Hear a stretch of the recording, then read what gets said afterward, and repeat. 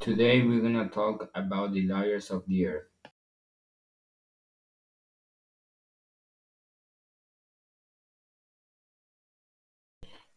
To start, we're gonna start talking about the crust. The Earth's crust is what we walk on every day. It's the thin, relatively outermost layer that wraps around the Earth and ranges in temperature from 500 to 1000 degrees.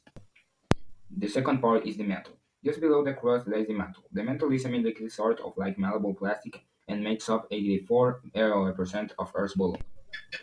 Now, the outer core. The outer core lies beneath the mantle. This liquid iron in liquid layer spins at the planet and rotates and creates Earth's magnetic field. This magnetic field helps to protect us from the sun's solar radiation. The outer core is 2,200 km thick and very hot at up to 6,100 degrees. And finally, the inner core. The inner core is the deepest layer of the Earth. It is also made up of iron and nickel, but the pressure is so high that it is no longer liquid. The temperatures in the inner core are as hot as the surface of the sun, about 5,505 degrees. Earth's inner core is 1,230 to 1,530 kilometers thick. Earth's inner core is growing in size by 1 millimeter per year. Eventually, the entire outer core will solidify as part of the inner core, but don't worry, that won't happen for many billions of years.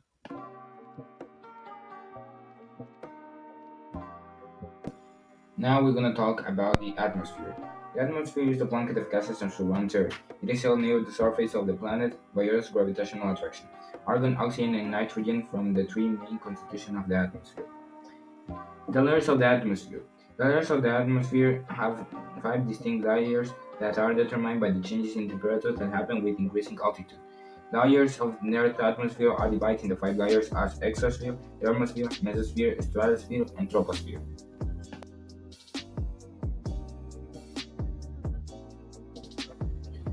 The troposphere is the lowest layer in the atmosphere. It extends upward to about 5 kilometers above sea level starting from ground level. The lowest part of the troposphere is called the boundary layer, and the topmost layer is called the tropopause.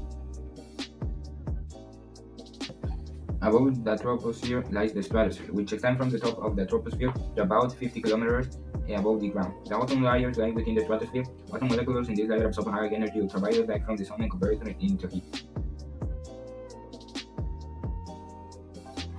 Above the stratosphere is the mesosphere, and it extends to a height of about 85 kilometers. From the ground, here the temperature grows colder as you rise up through the mesosphere. The coolest parts of our atmosphere are located in this layer and can reach negative 90 degrees. The thermosphere. The thermosphere lies above the mesosphere, and this is a region where the temperature increases as you go higher up. The temperature increases due to the absorption of energy, ultraviolet, and X-ray radiation from the sun. And finally, the exosphere. The exosphere is the final frontier of the Earth's gaseous envelope. The air in the exosphere is constantly but gradually leaking out of the Earth's atmosphere into outer space. There is no clear-cut upper boundary where the exosphere finally fades away into space.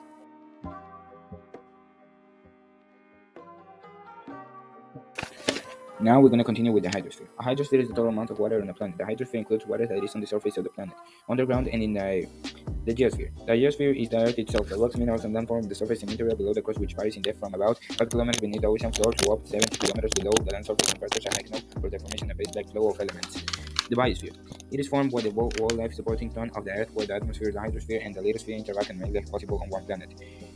Now, the cryosphere. The cryosphere contains the frozen parts of the planet.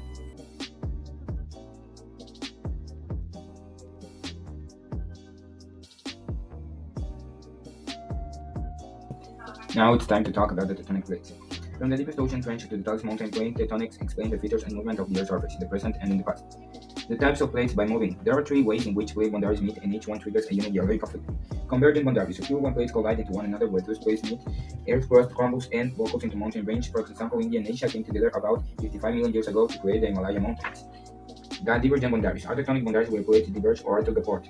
This motion creates giant trucks on land, such as East Africa, Great Rift Valley form where plates are took apart. If the plates were there continue to diverge millions of years from now, Earth and Africa will split from the continent from a new land. A mid-ocean ridge will then mark the boundary between the plates. Transform boundaries. Exist where plates move sideways in relation to each other. It's the sliding motion of plate boundaries that triggers many earthquakes. The classification of plates. Because Earth is spherical, its tectonic or lithospherical plates are featured into dozens of code sections. According to the United States Geological Service, and depending on its size, is categorized as major, minor, or micro. Earthquake and volcanoes. An earthquake is the shaking of the surface air of Earth due to sudden release of energy in Earth's crust. As a result of seismic waves, also known as S waves, are created, but some, not all, earthquakes are related to volcanoes.